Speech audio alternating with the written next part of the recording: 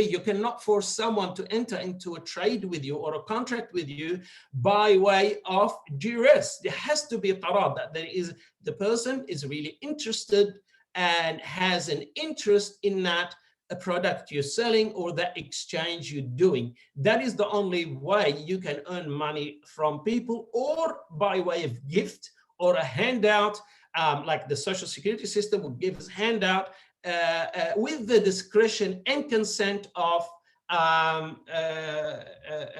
the person who is giving the money. So this verse gives us an understanding that the wealth is dictated to you by Allah subhanahu wa ta'ala, how you should exchange wealth between each other.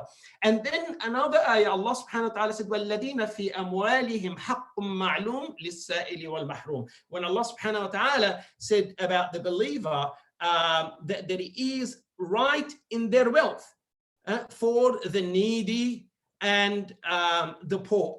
And similarly, the issue of zakat, خُذْ مِنْ أَمْوَالِهِمْ Sadaqah. Allah subhanahu wa ta'ala said to the Prophet, take from their wealth sadaqah. So Allah did not say take from them sadaqah. Allah subhanahu wa ta'ala said take from their wealth sadaqah. The person, the owner of the money, you and me, or the wealth, is subsided in the verse as if we have no power. The Prophet comes and take the zakat from your wealth directly. So you have no power to say no, or I don't want to give. Why? Because the wealth is not yours, and this 2.5%, for instance, is the right of the poor and the needy. It is not your right, and therefore it is not your wealth. So we understand then the ownership in Islam, really Allah is the owner. You are mustakhlaf, you are a guardian for that wealth, and therefore the wealth is the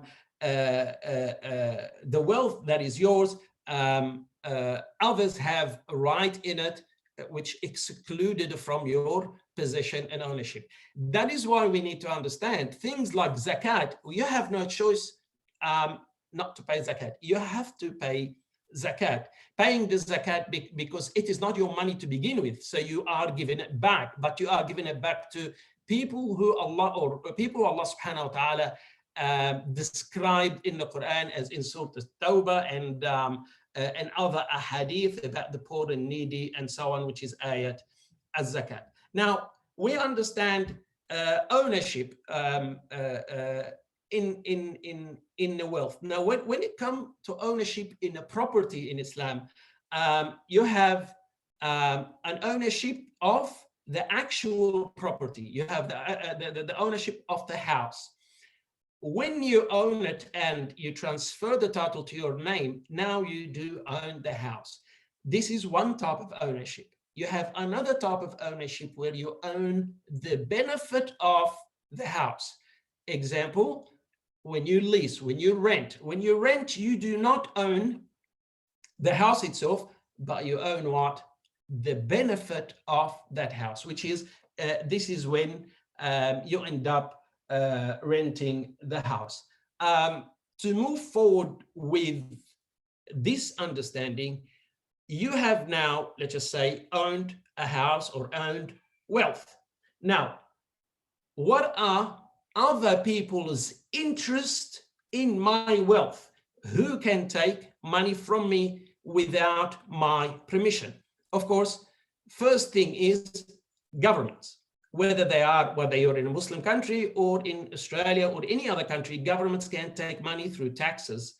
In Islam, although taxes is not something that the scholars agreed on, but the government can take some taxes of your money to build roads or for any other reason. And this is according to Madhab Imam Malik, allowed for that.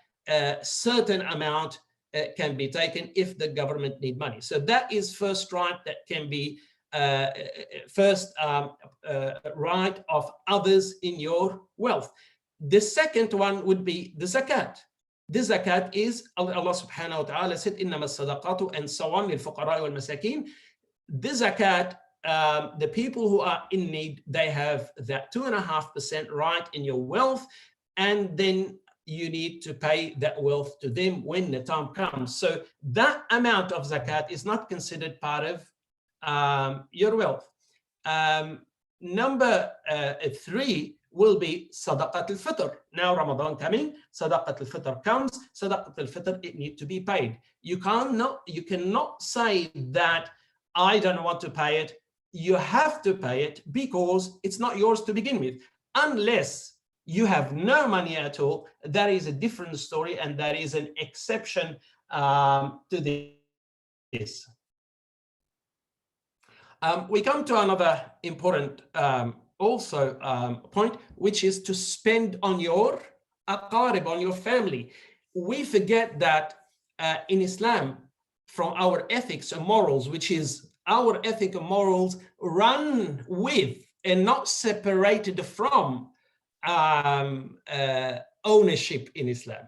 So it's not something that is different sets of laws that forces forces morality in our wealth. In contrast, morality is part of our deen, what does it mean? Meaning to spend on your family, and which is, I'll explain in a minute, to pay the zakat, to earn in haram, not to cheat during transactions. The morality has to be part of your transaction.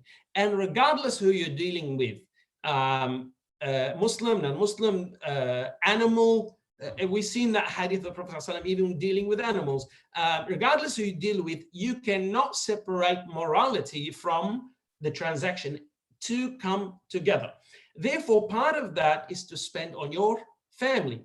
The most important obligation, respected brothers and sisters in Islam, which is your parents, your father, your grandfather, and upwards that way, and your mother, your grandmother, and upwards that way, your children and your grandchildren also, you need to spend on them. Now, how much you spend on them and how it is done, this is according to your situation, to each case on its merit, and so on.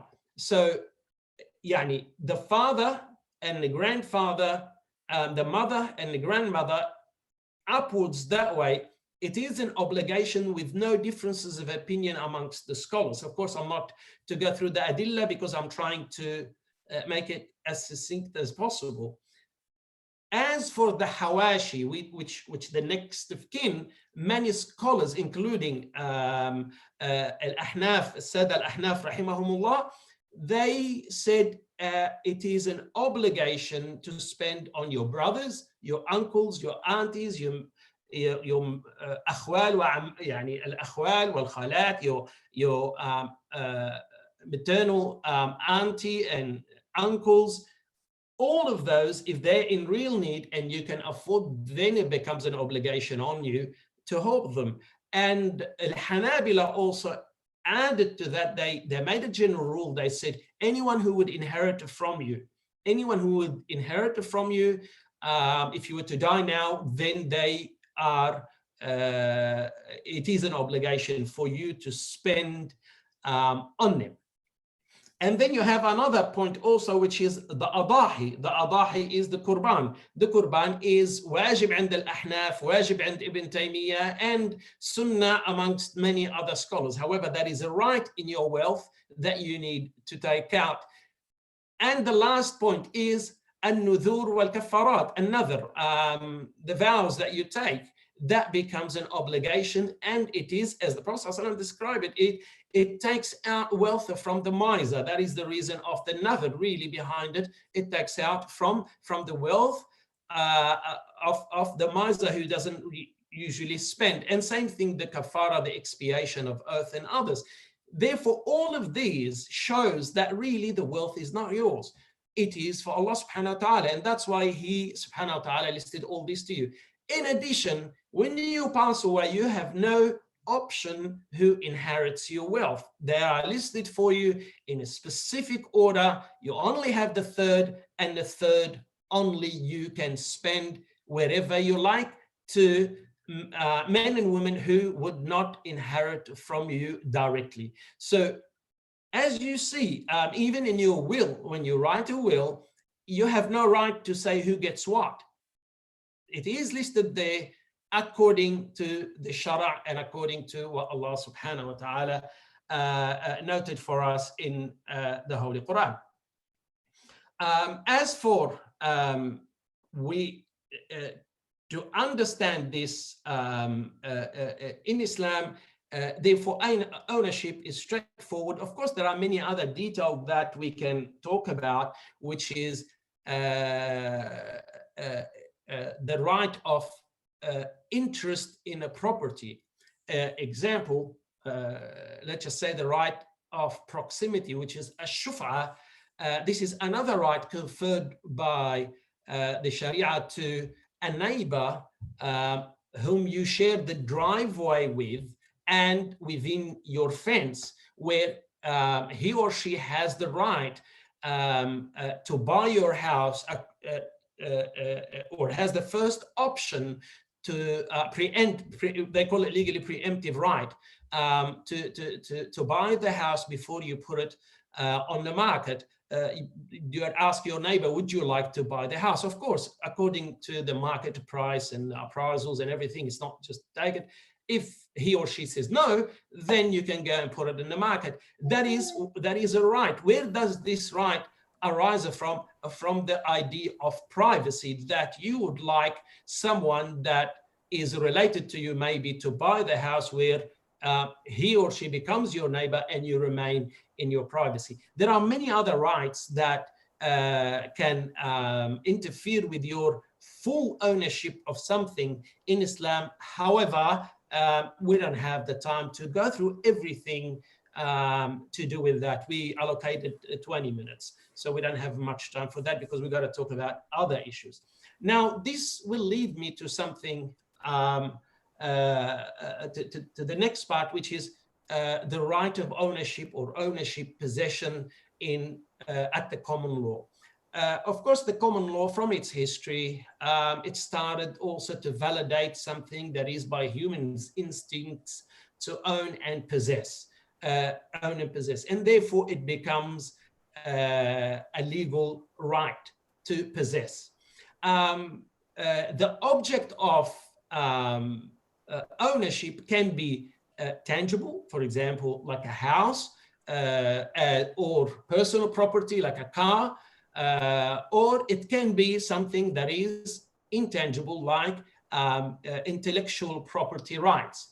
For example, in literature, in scientific creation, when you trademark something, or copyrights and all of that, that is a ownership for something that is, it's not tangible. You can't hold it, and that's why it is called intellectual, which is the product of your intellect. You're the one who created it, made it, and therefore you have possession over it. This intellectual property also recognized in Islam, and the scholars have written, and the modern scholars written a much needed scholarly opinions about it, and as it is validated and it is known. Of course, it is not due to the failure of enforcement of such intellectual right in many countries, Muslim countries, I'm saying, it's not taken into consideration, or it's not taken really seriously. However, it is a serious matter and it is ownership, and therefore if someone takes something that it does not belong to them, and it is registered as an intellectual property for a specific person or a company, that is a form of theft in Islam, and of course, form of theft at the common law. So this is sort of ownership. Same thing in common law, we have something like to own the benefit, which is really what lease is all about, is to own a benefit to own the benefit of a house. When you lease it for 6 months, for 1 year, you own the benefit, and then you have some restrictions You can't damage that property. You can't cause mischief in that property. You can't use it for illegal activities and so on. And you find here it is reflected similarly in Islam. There isn't much difference between the two when it comes to the concept of ownership at the common law. Now, at common law, there are many other interests could rise in your ownership when you own. Specifically and particularly, we want to talk about owning a land, yani owning a house, owning a unit, owning a land, anything with whatever it's built on it. Why this is important? Because there are a couple of questions need to be addressed. The issue of the will, al-wasiyya, and the issue of zakat. How can I pay zakat on these possessions? Of course, generally, the rules of zakat are very simple. However, when it comes to the issue of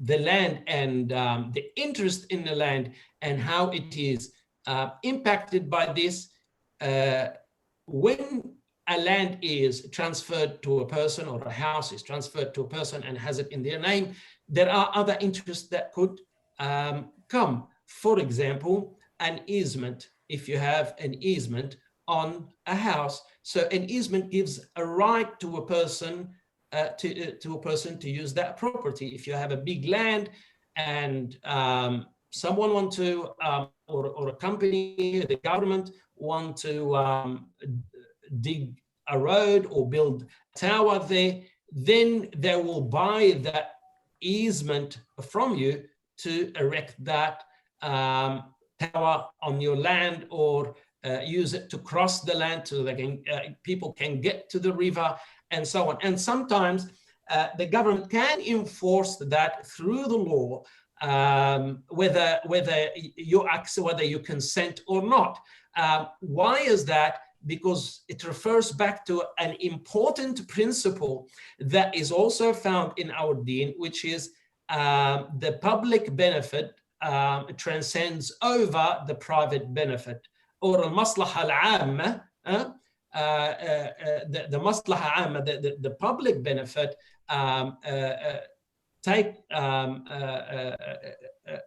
over-authorize or abrogates your individual benefit. Therefore, even in Islam, if the government decides to, for example, build a runway or build a road that is going to cross your house, they have the right to buy your house according to the marketplace. Therefore, your ownership will always be limited to, whether in Islam or at common law, both your ownership to property can be limited to a certain extent. Now, when it comes to the will, this is where it becomes tricky and important. How do we structure our will to make sure that what we own passes to the people who we want them to inherit our property? Now, in everything, in most of the wealth that you possess, it is very simple to list it in your will. It comes to what you call the Australian dream, where your house, you own a house. By owning a house, you can either own a house as a joint tenant with, for example, your wife, let's just say person A and person B. This will bring me to the point of the lecture, co-ownership. You as a man, you bought the house probably 1 year, 2 years before you got married. You worked, you got married. She didn't contribute financially as much as you did. She looked after the children. You stayed home. You worked. You produced the money. spent the money, paid off your house, and now you own your house. You've been married for 15 years, you have children. Now, the title deed on the house, it says it is owned by Zaid. So Zaid owned the house. His wife, her name is not on the title deed.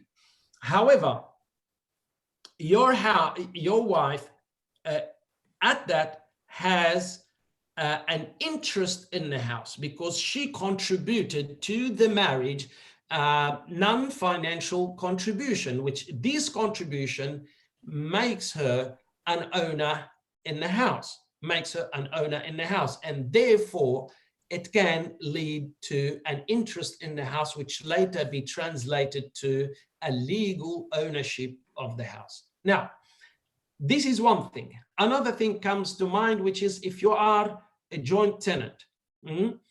Now, these joint tenant, you are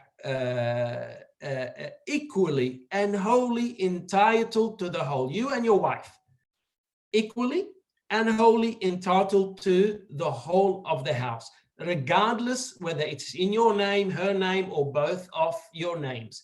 What happens after the person passes away, the house that you live in as a joint tenancy, let's just say, to make it simple, you, Zaid and Khadija, are married. Both of them have their name on the title deed. Zaid passes away.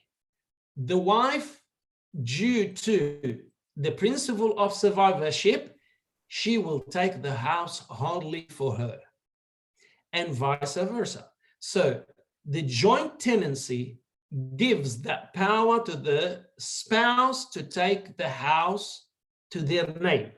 Now, if her name is not on the title deed, she can apply to the court and the court will enforce it, and then she will take the house regardless. If the conditions listed, of course, by law are met. So a joint tenancy, both of you own the house regardless. Both of you have the house, have possession over the house. Distinguish between this and what the wife gets in the court at the time of divorce, when there is a property adjustment. That is a different topic. That is a different topic because the wife can go not only after the house itself or the matrimonial house, she can go after all the properties that the husband owns, including shares, including superannuation, cars, even the loans. If there are loans that are split between the parties, that is a different topic altogether. That is not the concern of this talk today. What is the concern is in co-ownership, you have the joint tenancy where the house is co-owned by the husband and the wife. They own it, all of it, both of them. So if one dies or becomes incapacitated, she takes possession of the house, or he takes possession of the house and becomes wholly his or wholly hers. Now, where this becomes an issue when there is a will, when you make wasiyah.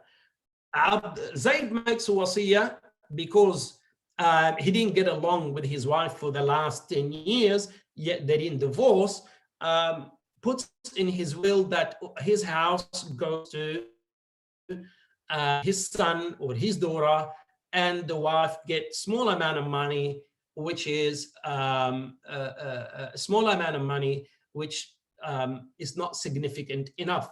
So what happened here?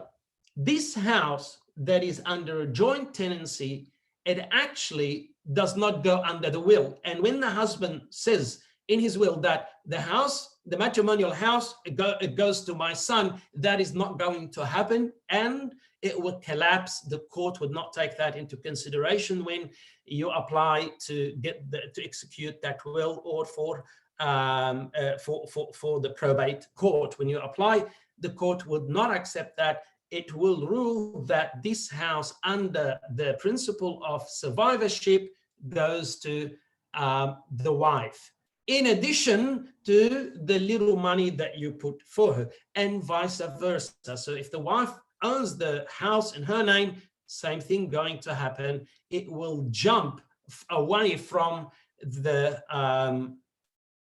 will be excluded from the will. Why? Because of that survivorship principle. Even if you list it in the will, the house cannot be divided according to the will if it is joint tenancy. So we need to understand these characteristics about joint tenancy. Let's just say then the husband and wife, the husband runs a business. They buy a house, they fix it, and they sell it. You know, they consider it as matrimonial home, but at the same time, they deal in properties. Mainly the husband taking care of business, the wife taking care of the house. What happened here? Here, what happens is similar. What happens here, because you need to pay zakat on that house. You say, paying zakat, yes, you pay zakat because this house, really, the intention of it is for trade. The intention is not for to live in it, because you fix it, you live in it a little while, you sell it, and you buy another one, and that's what you're doing. Your intention not to settle in this house permanently. Your intention is that this house is a business, and therefore it becomes zakatable. So what happens here, and how joint tenancy affect that? In reality, if the zakat is paid by one person, which is the husband or the wife, for the property, then there is no need to double the zakat, and there is no need to say, I pay this, you pay that, unless there is a prior arrangement between the husband and wife. Regardless, the joint tenancy means, which is 90% of people who buy houses, and this is what is preferred by the law here, most people buy as a joint tenant, unless it is specified, which is the second type of co-ownership, which is what we call it tenant in common. We call it tenant in common.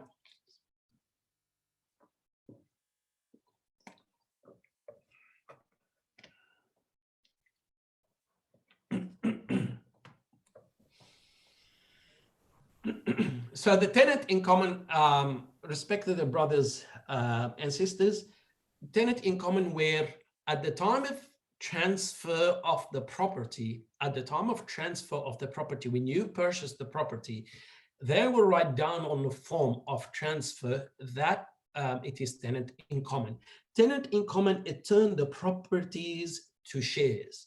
You could say 50-50, 40-60, 70-30, whatever you and your wife or your partner, because it could be someone, your brother or your cousin, you're buying a house together, you put it as tenant in common. If you buy a house with your cousin and you do not do tenant in common, but you put your name and his name on the title deed, it will go back to a joint tenancy. If it goes back to joint tenancy, it takes the same ruling. So he will take the house or you will take the house, and therefore you need the right legal advice when you purchase the house. Don't purchase and then ask a lawyer. Ask a lawyer, then purchase, because you know exactly what you are doing, and then what things need to be done. And even this joint tenant and tenant in common, it affects how you apply to mortgage or the bank. It affects capital gain tax. It affects duty. It affects many other things, how they are divided and split between the parties. So remember that you need the right advice before you buy property, how it's going to be done. And this way you save yourself the cost from changing your ownership to a property from joint tenancy to tenancy in common. So this needs to be worked out early. Tenant in common, how does it work? We said it works on shares. So each one allocates shares, 50%, 40%.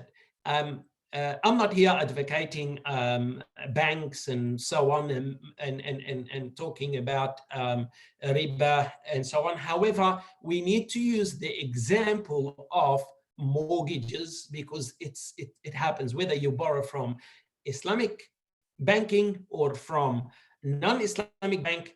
They all place a mortgage on your property, and when they want to place a mortgage, the income of the other party, your partner, whether it's your spouse or someone else, need to produce also documents. And if they lose their job or something happens, it affects your mortgage application. So this needs to be considered. So in reality, it's when it comes to the will, it's a catch-22. If you take the option of joint tenancy, it will be outside your will, even if you list it in the will. If you go to tenant in common, you're going to pay, there are extra additional costs maybe that comes with it. So tenant in common, what happened here? There is no right of survivorship once you put everything as tenant in common. That right would go away. And I have a little disclaimer. If you do tenant in common, thinking that I'll give my wife 20% shares and I put 80% shares and she signs because we're having a good life now, and I make up an excuse, the bank and the mortgage and the business, that does not protect you if the wife goes after your property in the common law, at the common law. That does not protect you. She can still go after them and after your shares, after your business. So is no protection if you're thinking this is going to protect you. It will not protect you. However, it will help you when you write your will, because you could say in your will, my 40% or 50% share in X property identified by this folio number, my shares in that property should form part of my estate, and therefore my estate to be distributed according to the following order. This would help you because no one can come and say there is a joint tenancy here and I have, that is mine. So this way you can include it in your will. So if you're planning to include a house that you live in your will, you need to consider tenant in common. This way you can list the shares in that house or in that land to be part of your estate. Otherwise, it would not be part of your estate and it would go to the other tenant on the property. So in tenancy in common, there is no right of survivorship. You own units, you own shares, and you can occupy it and sort of have the enjoyment of that property. Also in tenant in common, that you need to take into consideration when it comes to selling the property, it would make it a little bit difficult if your partner does not want to sell. It becomes a process that you have to go to the court and so on and so forth to sort of defeat the other partner so you can sell the house. It can cause a problem. So all of this need to be considered before you make such decision. You need to consider wills, you need to consider zakat, you need to consider taxes. There are many things that need to be considered at the time of deciding to purchase property. There is much to be said about this, like, for example, equitable interest in your property, how equity works in your property, the rights of, for example, the banks when they place a mortgage, caveat on your property, easements on your property, all of that, that is sort of it's a bit complex area of law, and something maybe we can discuss at a later time. See, the time has flew, subhanallah, it's already 8:53. So in summary, if I summarize everything in 1 minute, ownership in Islam, the ownership is not haqiqi, it's more leaning towards metaphorical ownership or istikhlaf, guardianship. There are many restrictions imposed, restrictions imposed in the Sharia on some of your wealth, which others have right in your wealth. At common law, it is similar. However, for our concern, we have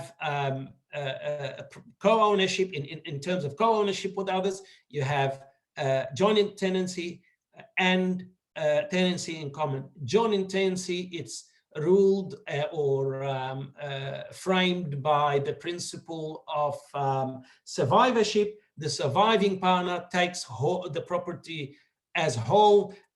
Tenant in common, you convert that property to shares, and those shares are allocated to the partners, each according to their contribution or whatever it is agreed upon between the partners.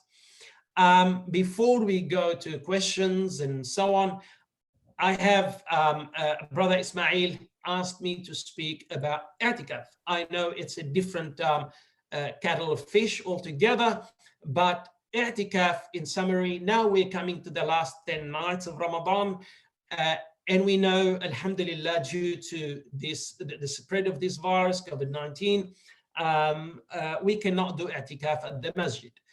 I did some little research about this. Majority Jumhur al-Ulama, they say no i'tikaf except in the masjid. وَلَا تُبَاشِرُهُنَّ وَأَنْتُمْ عَاكِفُونَ فِي الْمَسَاجِدِ. The verse is clear that the i'tikaf is in the masajid. However, there is opinions within the madhab al-Maliki. Imam Malik, it says that you can do i'tikaf at home without going into the adillah and debating the adillah. Just to give you the summary of it, you can do i'tikaf at home, but it has to be in a specific place, which is your place of ibadah. If for example, you pray in your bedroom or in a living room or in another room, that this is, you sort of allocate that room for salat and read the Quran, this will become your musalla, really, and becomes a place of i'tikaf. So you do i'tikaf there. You do not leave that room unless it is necessary, or you leave it to can eat or toilets. You can't, as people do, go to work and come back.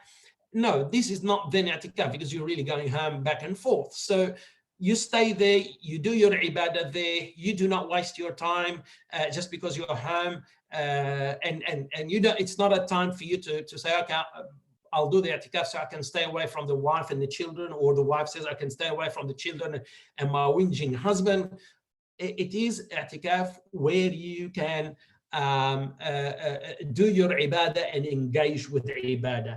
This is in summary to do with i'tikaf. Again, I remind you that alhamdulillah, yani, this isolation, it has been a blessing in disguise, subhanallah, and specifically for sisters.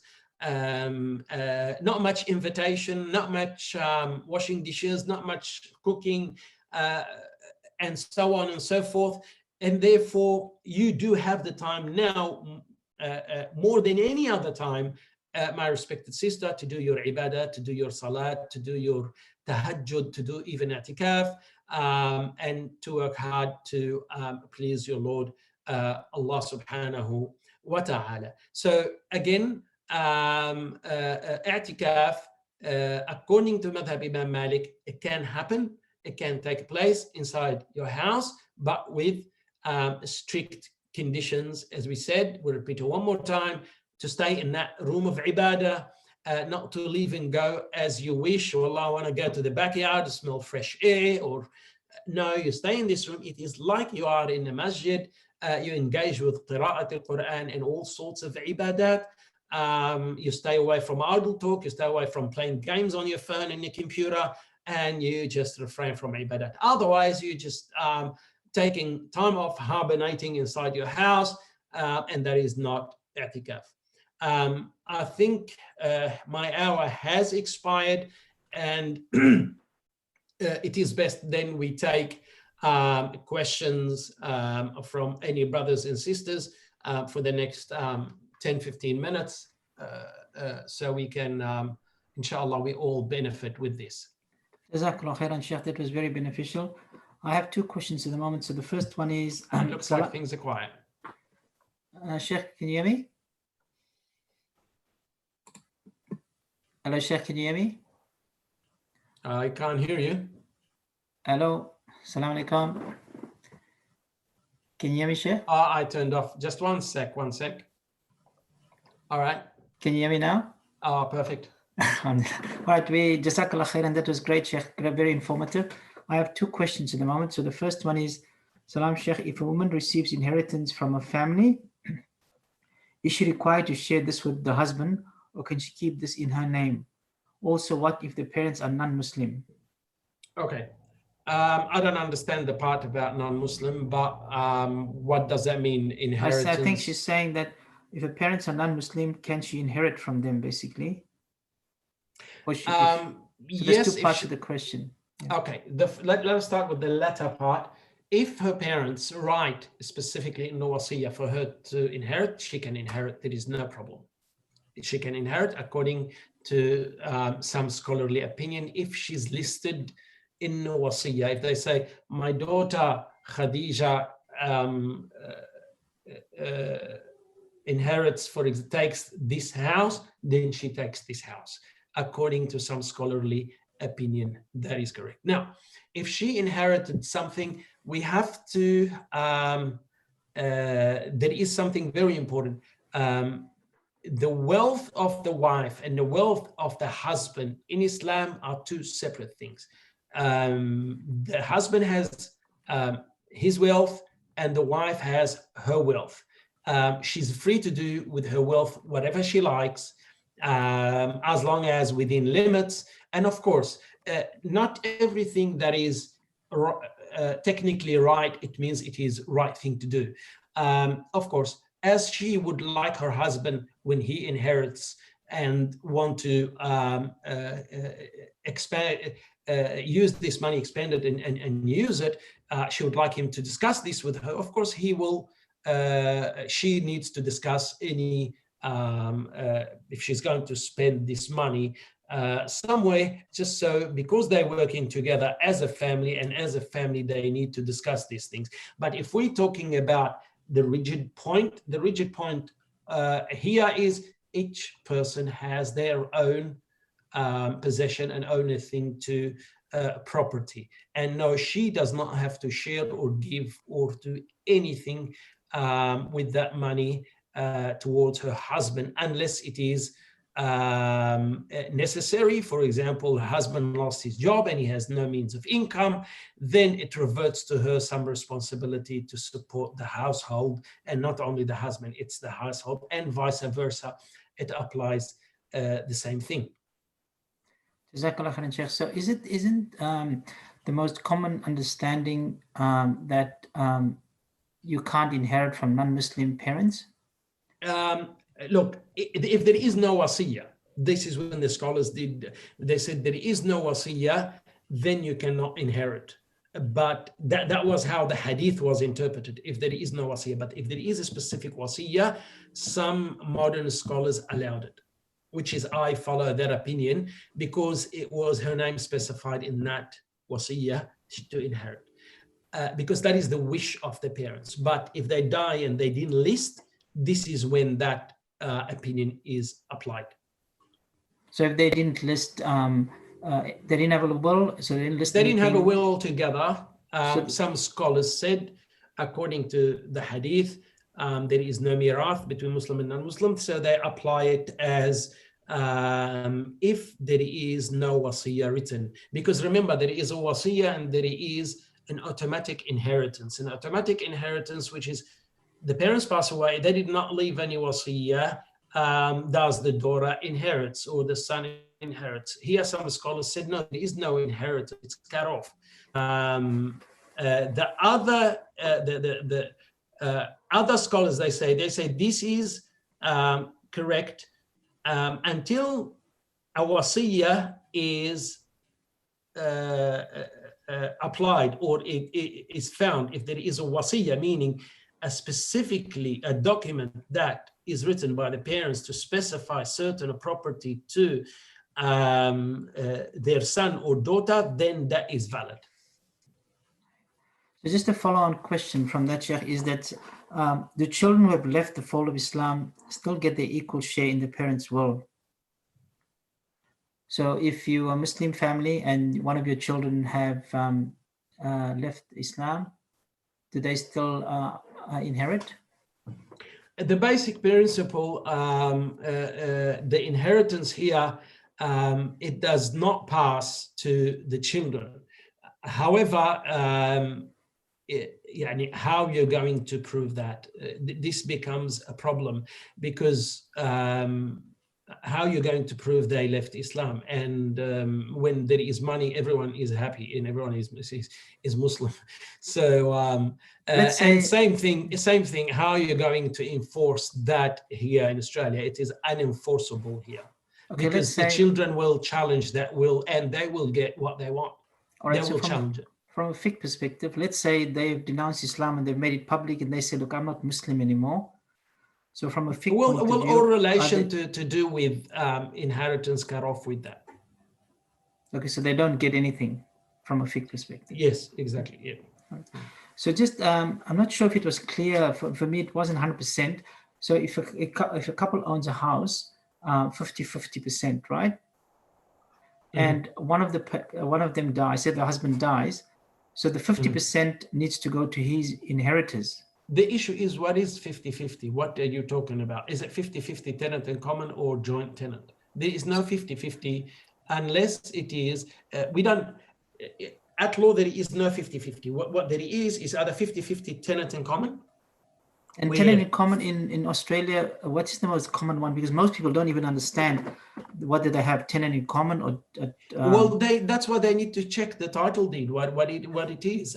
You need to check that to understand, because I labored this point that when you buy a house, probably some conveyancers don't explain this to you. You just joy of buying a house, and you buy a house, you and your wife, you go see the house. By default, unless you give your instructions, or they ask you, some do ask you, do you want a joint tenant or tenant in common? And the solicitor then explains to you what are the difference between the two. If you go now and go to an auction, you buy a house, you call a conveyancer, solicitor, please do the settlement for me, register the house. You sign the form, you and your wife, both of your names are written on the title deed, and normally by default they will put it as joint tenancy. What happened here, it's not owned 50-50. You think it is 50-50, but it is not, because once one of the partners passes away, she will take the whole house, and that right of survivorship doesn't make its way towards the will, to the wasiyah. So she will take the house regardless what is said in the wasiyah. Then you have the second option. When you purchase the house, your instructions to the solicitor is to register it as tenant in common. What happened is, they'll tell you, okay, how much shares for your wife and how much for the husband? They say, put my wife, for example, 50% or 60% because she paid that much, I paid 40%.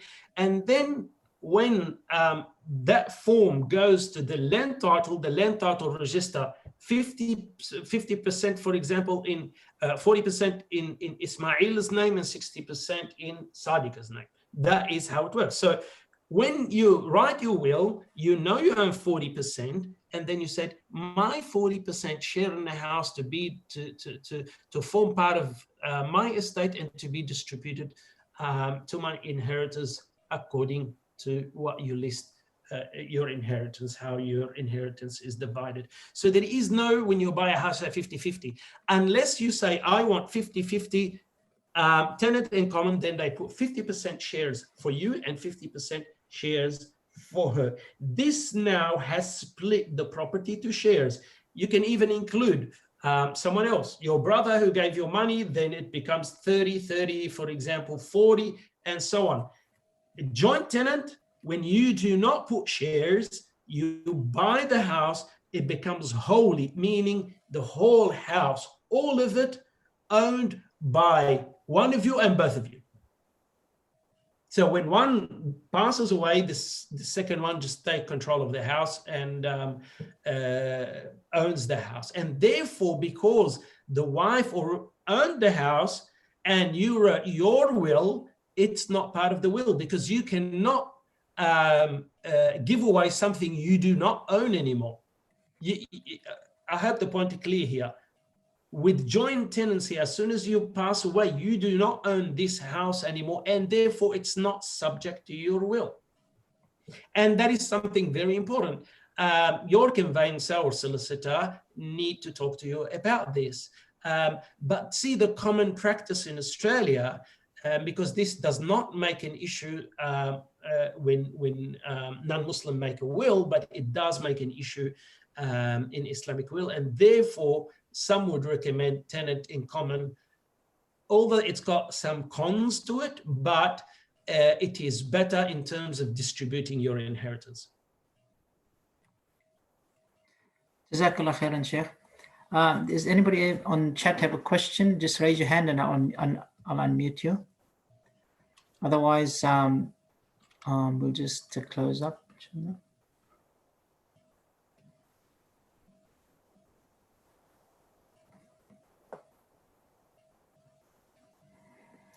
All right, seems like there's no more questions. Jazakallah khairan, Sheikh, for...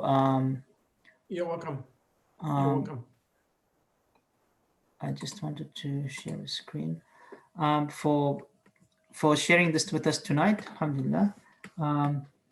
Okay, there's one question that just come through. Let me just see quickly. Can you hear me, Sheikh? Yeah, I can hear you. Okay. I'm with you.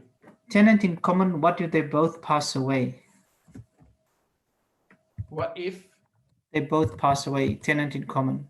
It goes then according to the will. It goes according to the will. If they both pass away, it's divided according to the will. That's how it is, straightforward. Look, unless there are other interests raised, it becomes subject to the will. Okay. And then, what is the position in Sharia if a joint tenancy by Australian law if one spouse passed away? Sorry? What is the position of Sharia if it's joint tenancy by Australian law if one spouse passes away? So what does the Sharia say in relation to joint tenancy? Well, you are... The thing is, you can't give a ruling on something that it cannot be applied. There is no joint tenancy concept in Islam. That concept doesn't exist. Right. Each person has their own property. If each person has their own property and has dominance over their own property and have the free will to do with it what they like with the frame of the Sharia. So in joint tenancy, that is why when you want to secure the rights of each of the spouses, you move to tenant in common. That is why. And I bring again this disclaimer, that does not mean if the wife, even if you put a tenant in common, even if you transfer the house from your name, let's just say Zaid started to think or started to have suspicion that there might be a divorce between him and his wife, and moves the house to his father or to his brother's name, and then the matter goes to court. The court can actually reverse that transaction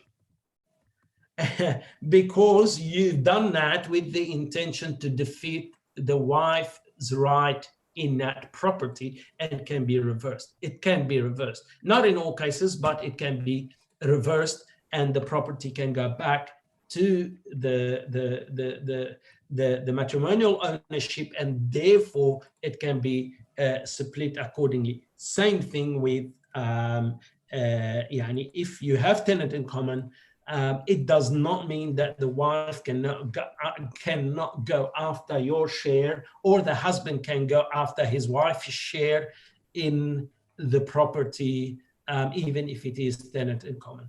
But for the purpose of wasiyah,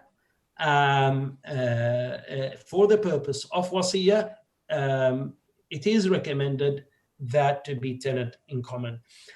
Something very important also we can raise about this tenant in joint tenant, although it is not there in reality in Islam, but the Islam does not oppose it to the extent that it does not take away the right of others. So it does not oppose it, because eventually the wife in Islam, laha haqqus sukna, she has the right of dwelling, regardless of what the husband thinks. The wife has haqqus sukna, the right of dwelling. So a joint tenancy can secure for her that right, the right of dwelling in Islam. So it does not oppose it, as long as with the limitation of that it does not infringe on any other rights. Right, we have a question from Brother Shahid. He's raised his hand, but he doesn't have a mic. Brother Shahid, are you able to talk? Because it doesn't show that you've got a mic on. So I can't unmute you because it just shows you've got video. If you can't, can you type your question in the chat?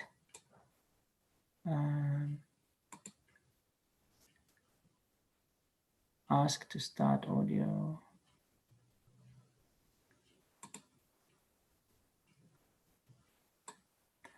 All right, Brother Shahid, can you hear us? Brother Shahid's got his hand up, but we can't seem to get to him.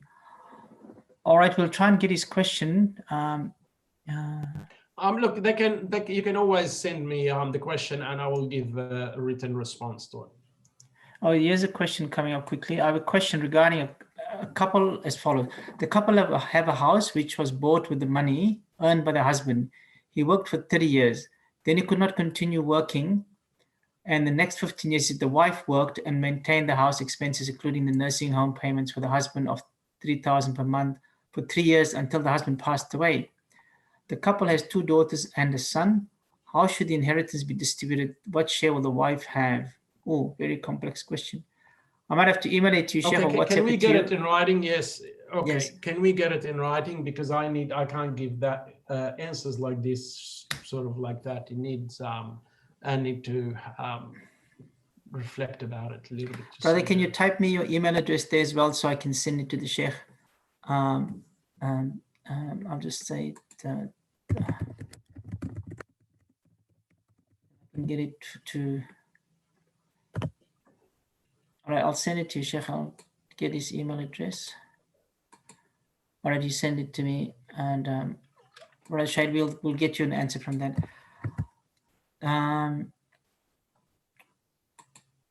Just give me one section.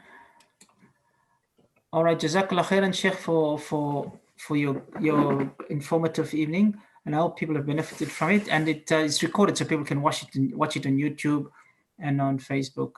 All the best for the last 10 days of Ramadan. And thank you very much. So just quickly, we have the next events coming up. Tomorrow night, we have Sheikh Shadi Al-Sulaiman talking about the last 10 days. Then on Thursday night, we have a calculation 101 on Zakat, so please sign up for that.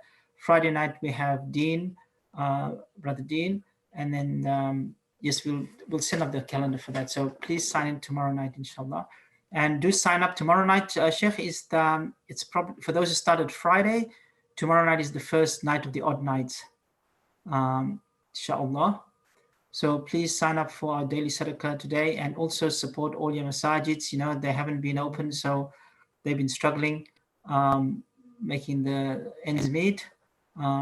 So do support everybody, spend some sadaqah in these last 10 days, inshallah. All right. Jazakallah khairan, Sheikh. And if I have any more questions, I'll send them through to you, inshallah. Inshallah, just pray I have the time to answer all the questions. So your law firm is open now, and people should support Sheikh. And what's the name of the law firm, Sheikh? Alhamdulillah, me and Sister Ramia Sultan, Sister Nazli Khan, Brother Adam Jacobs, we have formed a law firm under the name of Lawbridge, and we cover matters, all different matters of law, and including Islamic wills, including Islamic divorce, that assists Islamic divorce. If a sister, is pressing for divorce and she cannot obtain divorce, we can represent her as her solicitors and argue her case to obtain a divorce from the Grand Mufti or from the proper channels for her. Also issues of inheritance, real estate, that we do many areas, but sort of from the Islamic services, we cover the wills, Islamic finance, Islamic lending, contracts. If there is a contract that need to be reviewed, we do all of these services, plus the services of your normal legal area. Alhamdulillah, my area is corporate, commercial, Islamic finance, and I do some family law and Islamic divorce also, similarly to Sister Ramia Sultan and Sister Nazli. They focus on this type of work also. Jazakumullah khair. Jazakallah khairan, Sheikh. All right. Assalamu alaikum. Wa alaikum salam wa rahmatullahi wa barakatuh. We finished now. Jazakallah khairan for your time, and I hope we didn't keep you too long. So Jazakallah khairan.